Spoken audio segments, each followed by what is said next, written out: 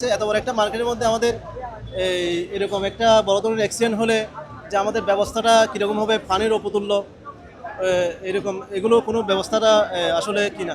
আমরা শুনি বাসার থেকে আসছি, দোকান তো বাঁধা, মার্কেট বাঁধা, বাঁধার মধ্যে আগুন লাগছি, বাঁধা মার্কেটের মধ্যে আগুন লাগছি, কেউ জানে না আগুন লাগছি, জানে না।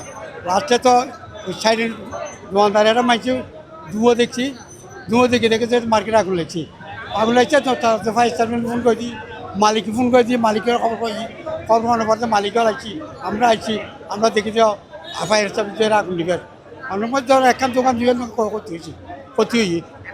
এত বড় একটা মার্কেটের মধ্যে আমাদের এরকম একটা বড় ধরনের অ্যাক্সিডেন্ট হলে যে আমাদের ব্যবস্থাটা কীরকম হবে, পানির উপতুল্য এরকম এগুলো কোনো ব্যবস্থাটা আসলে কিনা। ওইটাতে একটা ঘাটতি আছে, ওইটা নিয়ে আমরা ইনশাল্লাহ কাজ করবো। ওইটা নিয়ে আমরা যারা ব্যবসায়ী সমিতি আছে আমরা কথা বলবো।